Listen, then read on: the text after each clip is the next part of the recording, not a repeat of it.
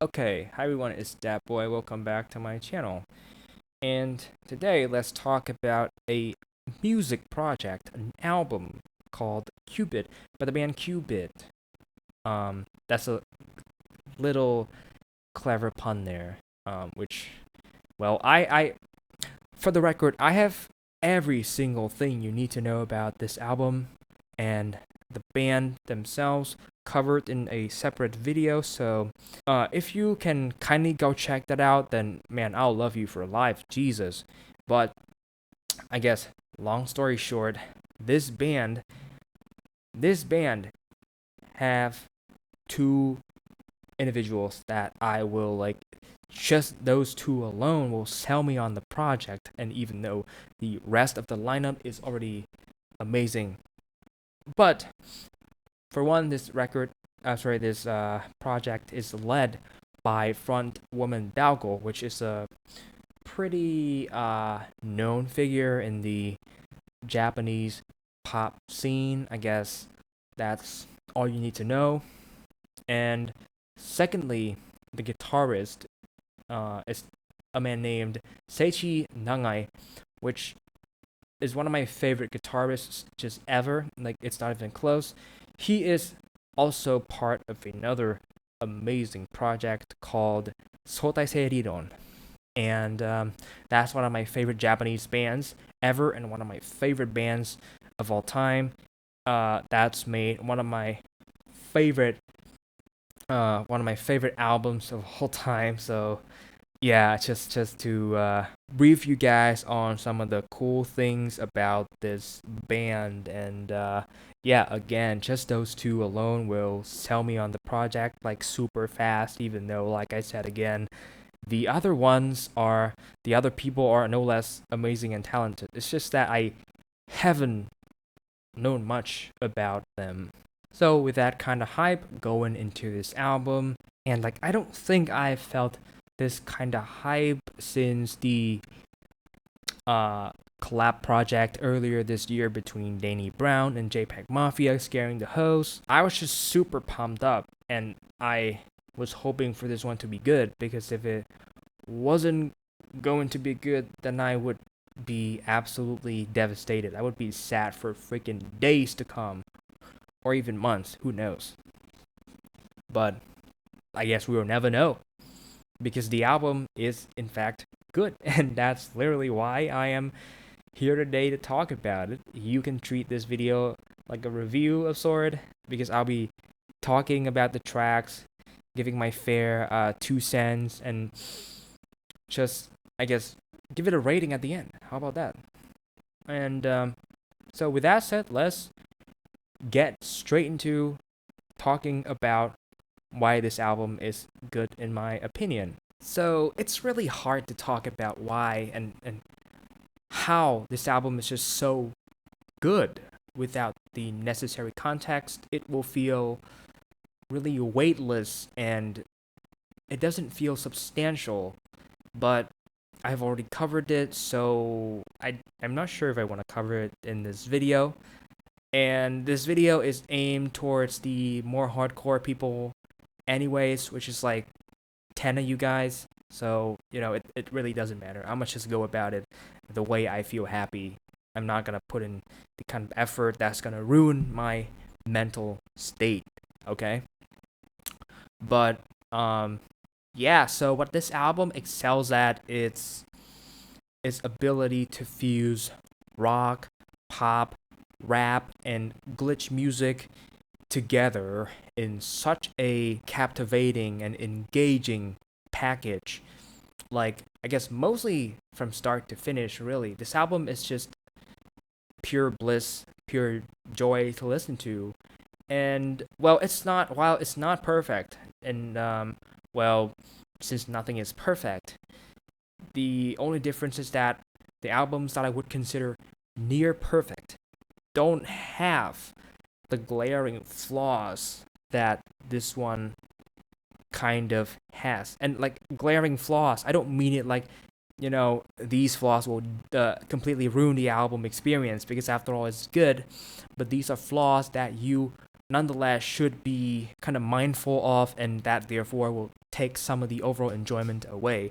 Whereas for, I guess, the case of like a 10 out of 10 album, for example, that is not much an issue. You can like, it's all right. No one is perfect, and this is perfectly fine. It's perfectly within like the range of acceptance, if I can even call it that, and which I will be talking about in detail in just a bit. We are getting into reviewing this album right now, so let's get to it. So, this album has 9 tracks, and for the most part, I really enjoy the track list. Just there are like 2 of them that I did not like very much, but I wouldn't call them like bad songs in any way whatsoever. They're just not to my liking because of well, obvious reasons I'll be talking about again, and they happen to be structured around the midpoint of the track list. So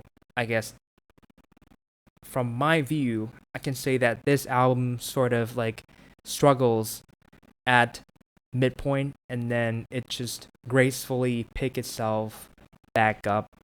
I guess going into the the second leg, or just the later half of the record itself. And I would like to say that this album pretty much has a really solid first 3-track run, starting with the opener Big Mouth. Now, I think this is a great opener to the album with like some really glitchy tunes, some really good singing, a very catchy chorus that goes like da da da da da da. You know what I'm saying? I like that.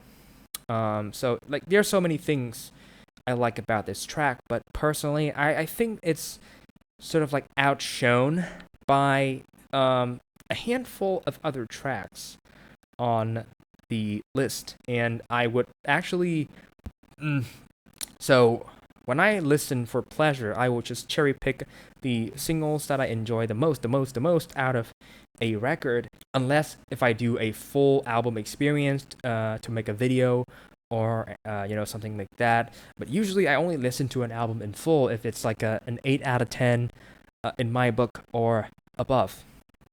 Mostly to like get the most genuine, not genuine, like the most close to what I actually feel about the record as a whole the most. Because if I were to just take out the tracks that I didn't like, then it would just make every 8 out of 10 record a 10 out of 10 record, like no doubt, or a 9 out of 10. Because well, yeah, sometimes you will need that wow factor or like some like really personal reason to put an album in that 10 out of 10 category, right?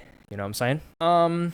But yeah, so again, like I said, I would not listen to this album, this track, the opener, individually, just because like even though it has so many good things going on for it, I just like other tracks better, and I would not be listening to this track individually. Should I do so, right? If I were to cherry pick the singles off of this track list. And moving on though, the second track, GAD, is just a top tier banger with awesome chorus, with awesome song structure, with probably like some really eccentric presentation to it. It's like all random but varied and textured, and like it has a sense of progression that is random yet satisfying to hear play out. And like the dabba dabba dabba dabba dabba da na na na na na na na na na na na na, it's so catchy. I love that so freaking much. Like it's so eccentric. It's just too good for me. I love it. And yeah, that's all I want to say about this track. And I could really make like a long ass video just to go into like the detail of every single track, like just reach out for every nook and cranny, but it's just not necessary. Like the video, I'm sure it's gonna be long enough as is, of me just doing things the way I do, just cutting corners to make it more concise. And the third track, right after this one, Mr. Sonic, is probably like the peak of this album.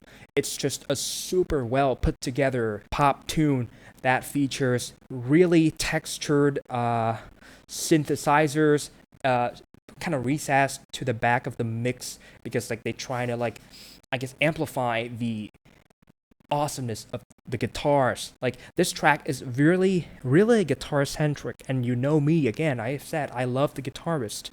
He is one of my favorite guitarists ever. So like just the guitar tone, the melody, like the musicality of this track is just off the charts, baby. The singing, the basically the harmonies between among things, just so incredible. And I can just ramble on, but do yourself a favor and listen to this track. If you're not going to listen to anything else off the list, just check out this one and I'll be happy. However, after all the peaks comes valleys, and that's just how things are. That's just the ebbs and flows of life. Well, I guess except for the 10 out of 10 records, because it's all peaks, no valleys. Holy shit.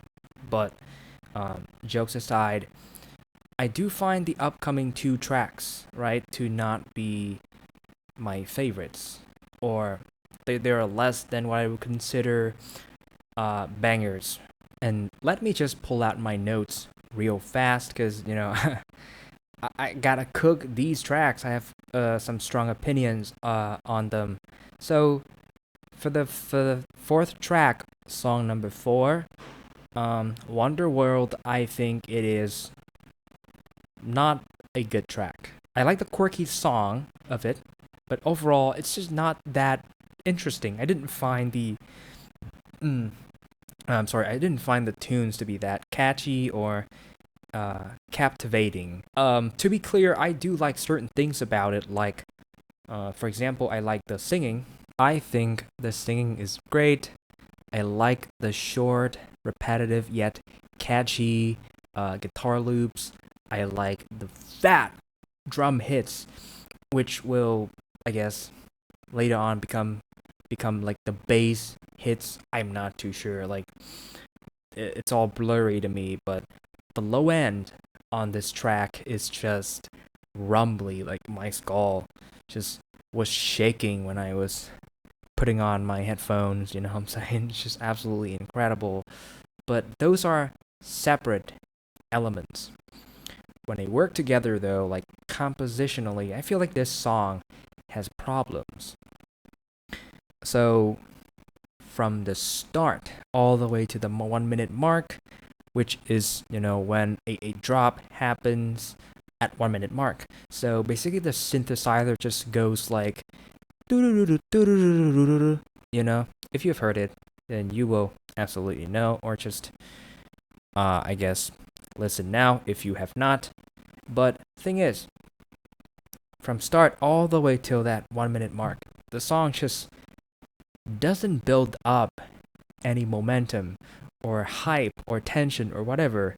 So when, you know, it tries to drop, quote unquote drop, because I do consider that part to be a drop, it just doesn't pay off. You're not floating. And in my case, you're left not satisfied but mildly confused as to what this song is trying to achieve. Is it trying to be a catchy pop tune, or it's trying to be a bit quirky and experimental? Because like I feel like it's more of the latter direction it's shooting for here. But nonetheless, the execution is less than ideal. And it's not just like the starting portion of the song, but like just throughout the song, it just never picked up. And the same pattern just repeats itself, right? This pattern where I said like it goes for a straight 1 minute, but it never really builds up any tension and it just drops. Well, it does that again until the song ends. While the song has grown on me quite a bit, just quite a bit, like it's still nowhere near the level of quality that I do find, you know, more on the other tracks of the track list. So to say the least, this is not one of my favorite tracks. And I'll just leave it at that. It's really just my opinion. Maybe what I just said doesn't make any sense and you guys want to check out for yourselves. So do yourself a solid and just listen to the album in full and have your own opinion, to see if you disagree with me. And I do find the track number 5 to fall along the same vein, right, of issue, where it really just doesn't feel like it has a weight to it, where the music just kind of suggests something large and grandiose, something greater than what the composition would actually reveal. Because the song would never build up any tension, and sometimes it just feels like the song tries to do that and fail, but I don't know, like, this song has some of my favorite, I guess, like just this dark, rumbly, synth drone passages sprinkled throughout the thing, which is like my favorite individual element about the song. But that's it. Like, all else considered, everything working together as one track, one complete track, it just kind of falls apart for me. Where again, it feels directionless and it doesn't feel like the song is all that catchy or all that experimental, but like in a gratifying way. So it's just another mediocre cut in my opinion. However, after having traveled through the valley, things just start to peak again. This album once again experiences another really solid 3-track run, starting with Fast Life, one of my favorite tracks off of this record, alongside Mr. Sonic and GAD. This song right from the get-go features some plucky bass strings and some for an intro, and then some drum burst into just really a captivating vocal melody, and the rest is just history.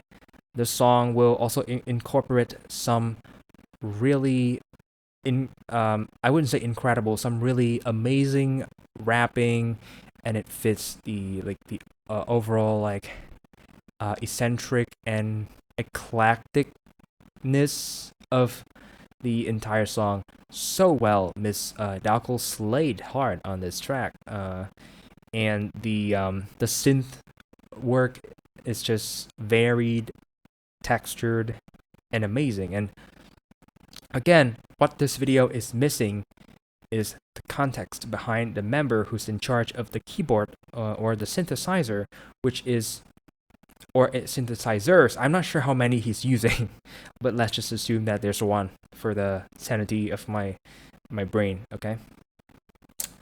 But basically, he's just so amazing. He's an amazing glitch music maker. So, like, when you take your talent and then tone it down a little to make something that's more poppy and more accessible, then you're just gonna slay it. Like, the slay is not gonna be gate kept or anything like that. It's just unadulterated power, like unlimited synth power, the power at the tip of the finger. The man is just like a glitch wizard. But yeah, just another highlight. It's so eclectic yet satisfying. Unlike the last 2 tracks, it actually is an incredible cut, and you should really do yourself a solid and check it out too. Even though I still do think that Mr. Sonic is of a slightly higher priority when it comes to recommending for me.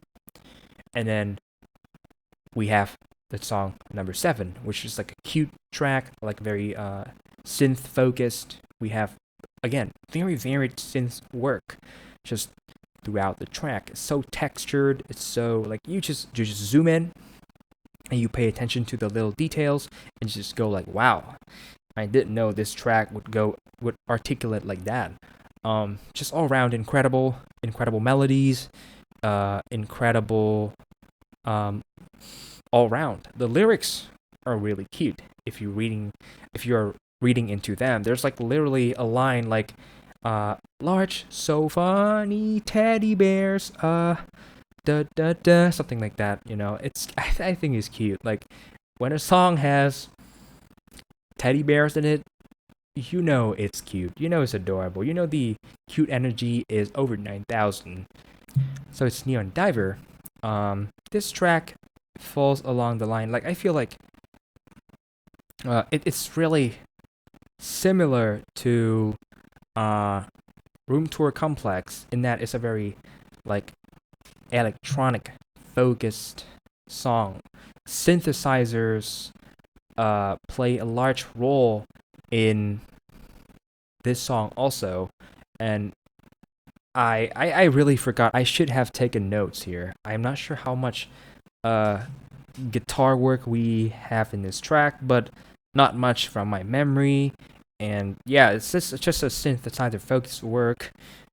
And again, I cannot stress this enough. The beautiful synth work all around. Like it's not even close. You just hear the beauty of this track. And like again, I expected the guitarist to have done more on the album overall, but I guess his role towards the end of the album feels rather limited. Not in a bad way. It's just that I feel like he's not as prominent. I don't hear him as much as the other ones, which is like okay.